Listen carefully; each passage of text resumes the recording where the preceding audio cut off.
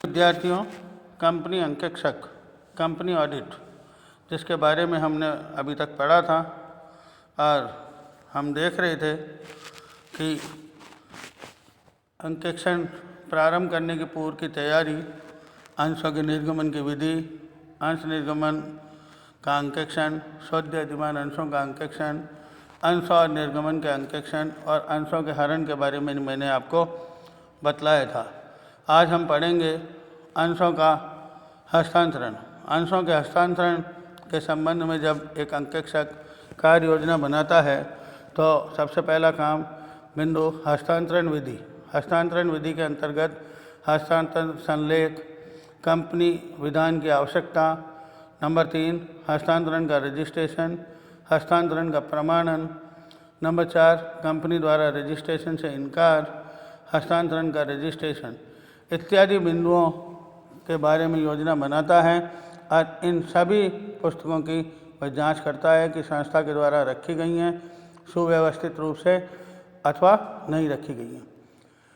अंश इसके अंदर ही नंबर 2 मेजर पॉइंट है अंश हस्तांतरण का अंकेक्षण, कि जब अंशों का हस्तांतरण एक संस्था या कंपनी करती है तो उसकी क्या कार्यविधि होगी, जिसके अंतर्गत एक कंपनी अंकेक्षक नंबर 1 अंतर नियमों की जांच करेगा, नंबर 2 हस्तांतरण रजिस्टर की जांच करेगा, नंबर 3 हस्तांतरण संलेख की जांच करेगा और नंबर 4 हस्तांतरी की सूचना की जांच करेगा, संचालक सभा की नंबर 5 संचालक सभा की कार्रवाई की जांच करेगा, नंबर 6 अंश प्रमाण पत्र की जांच करेगा और नंबर 7 सदस्यों के रजिस्टर की जांच करेगा।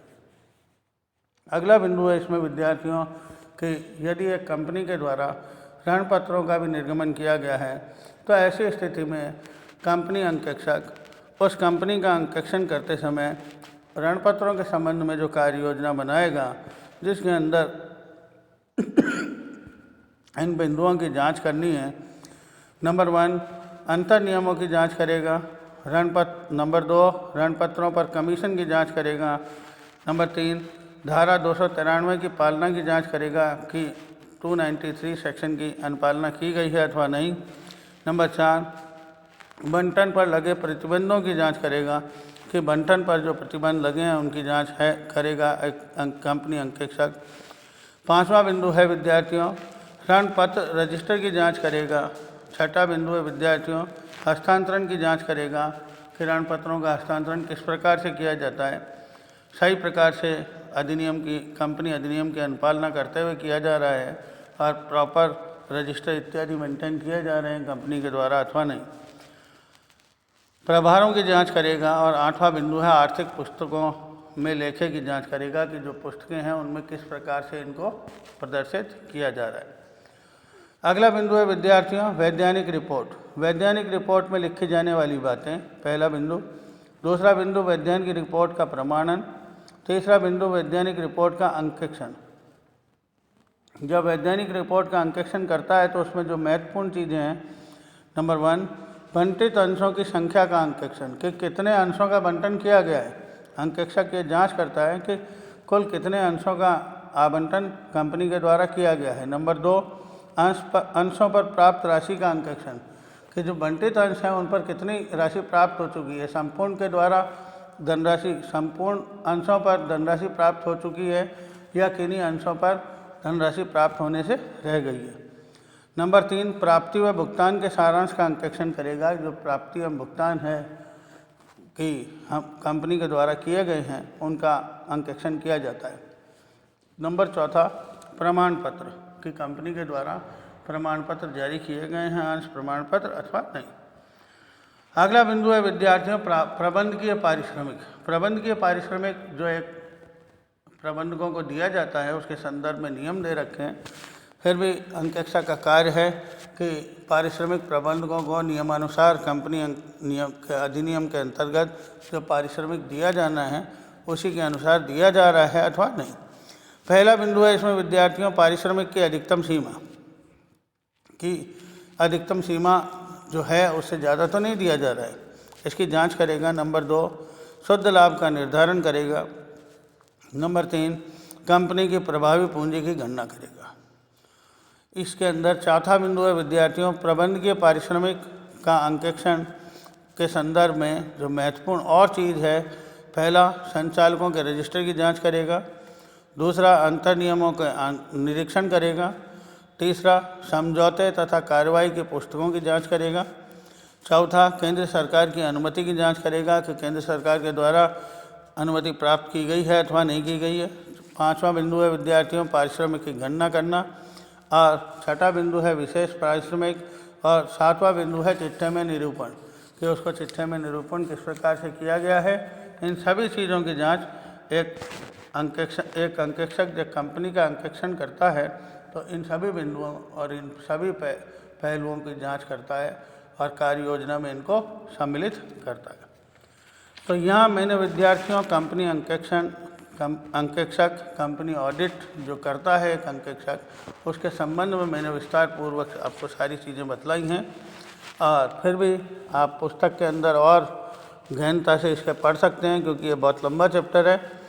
अब मैं आता हूँ इस चैप्टर से संबंधित विश्वविद्यालय में पूछे जाने वाले अति लघुतरात्मक प्रश्नों के बारे में। पहला प्रश्न है विद्यार्थियों, वैज्ञानिक रिपोर्ट किसे कहते हैं? इसके उत्तर में हम लिखेंगे विद्यार्थियों, वैज्ञानिक सभा से पूर्व संचालकगण द्वारा कंपनी के प्रत्येक सदस्य को एक प्रतिवेदन भेजा जाता है, यह वैज्ञानिक प्रतिवेदन कहलाता है। ठीक है विद्यार्थियों, कहने का तात्पर्य वैज्ञानिक सभा से पूर्व संचालकगण द्वारा कंपनी के प्रत्येक सदस्य को एक प्रतिवेदन भेजा जाता है, यह वैज्ञानिक प्रतिवेदन कहलाता है। दूसरा प्रश्न है विद्यार्थियों, वैज्ञानिक रिपोर्ट का प्रमाणन कम से कम कितने संचालकों द्वारा किया जाना चाहिए? महत्वपूर्ण प्रश्न है और अक्सर पूछा जाता है। वैज्ञानिक रिपोर्ट का प्रमाणन कम से कम कितने संचालकों द्वारा किया जाना चाहिए? उत्तर में हम लिखेंगे विद्यार्थियों, वैज्ञानिक रिपोर्ट का प्रमाणन कम से कम 2 संचालकों द्वारा किया जाना चाहिए, जिनमें से एक प्रबंध संचालक होना चाहिए यदि है तो कहने का मतलब वैज्ञानिक रिपोर्ट कम से कम 2 संचालकों द्वारा हस्ताक्षरित होनी चाहिए और कम से कम एक प्रबंध संचालक होना चाहिए। प्रश्न संख्या 3, वैज्ञानिक रिपोर्ट में दी जाने वाली 2 बातों का उल्लेख कीजिए। वैज्ञानिक रिपोर्ट में जो 2 बातें दी जाती हैं उनमें उत्तर में हम लिखेंगे विद्यार्थियों, नंबर 1, आवंटित अंशों की कुल संख्या कितनी है, अर्थात कि कंपनी के द्वारा कुल कितने अंशों का आवंटन किया गया है। नंबर 2, निर्गमित अंशों से प्राप्त कुल नगद राशि, और तीसरा बिंदु है विद्यार्थियों प्राप्ति व भुगतान का सारांश। प्रश्न संख्या 4, कंपनी के किन्हीं 2 वैज्ञानिक प्रपत्रों के नाम बताइए जिनकी अंकेक्षक को प्रथम अंकेक्षण प्रारंभ करने से पूर्व जांच पड़ताल करनी चाहिए। तो बहुत महत्वपूर्ण है, जो अक्सर हम शुरू से पढ़ते आ रहे हैं विद्यार्थियों, 2 महत्वपूर्ण प्रलेख, पहला पार्षद सीमा नियम, दूसरा पार्षद अंतर नियम। अगला बिंदु है विद्यार्थियों प्रश्न, कंपनी द्वारा रखी जाने वाली 5 वैज्ञानिक रजिस्टर व पुस्तकों के नाम बताइए। सिंपल है बहुत, सदस्यों का रजिस्टर, रजिस्टर ऑफ मेंबर्स, दूसरा बंधक रजिस्टर, तीसरा संचालकों और प्रबंधकों का रजिस्टर, चौथा संचालकों और प्रबंधकों द्वारा अंश अधिग्रहण का रजिस्टर, और पांचवा कार्रवाई का विवरण पुस्तक, कार्यवाही विवरण पुस्तक। इसके बाद आता है विद्यार्थियों, हम देखते हैं एक और महत्वपूर्ण प्रश्न है अति लघुतरात्मक में, कंपनी द्वारा प्रश्न है, कंपनी द्वारा प्रविवरण जनता में क्यों निर्गमित किया जाता है? कंपनी द्वारा प्रॉस्पेक्टस जो इशू करती है कंपनी अंशों को खरीदने के लिए, अंशों के लिए आवेदन पत्र आमंत्रित करने के लिए, उसके उत्तर में हम लिखेंगे प्रविवरण के द्वारा एक कंपनी जनता को अपने अंश खरीदने के लिए आमंत्रित करती है। अंत में विद्यार्थियों ऋण पत्रों के विभिन्न प्रकारों के नाम दीजिए, जो हम अक्सर पढ़ते आ रहे हैं शुरू से कि टाइप्स ऑफ डिबेंचर्स, जिसके अंतर्गत हम दे सकते हैं नंबर 1 बंधक वाले ऋण पत्र, नग्न ऋण पत्र, रजिस्टर्ड एवं वाहक ऋण पत्र, नंबर 3 स्थायी व शोध ऋण पत्र, नंबर 4 परिवर्तनशील ऋण पत्र, नंबर 5 प्रथम ऋण पत्र, नंबर 6 द्वितीय ऋण पत्र, और नंबर 7 प्रतिभूति के रूप में जारी किए गए ऋण पत्र। तो मैंने ये सारे ऋण पत्रों के आपको नाम बतला दिए हैं, इनमें से आप कम से कम 3, 4, 5 याद कर लें। जिससे कि जब भी आपके वेरी शॉर्ट के अंदर पूछा जाए तो आप इसका उत्तर देने में सक्षम हो। तो ये महत्वपूर्ण चैप्टर है विद्यार्थियों, जिसमें अति लघु उत्तरात्मक प्रश्न वेरी शॉर्ट जो कि हमारे मध्य विश्वविद्यालय के अंदर पूछे जाते हैं 2 नंबर के 10, इसके बारे में मैंने आपको जानकारी दी है। कल हम लघु उत्तरात्मक और निबंधात्मक प्रश्नों के बारे में हम पढ़ेंगे। धन्यवाद।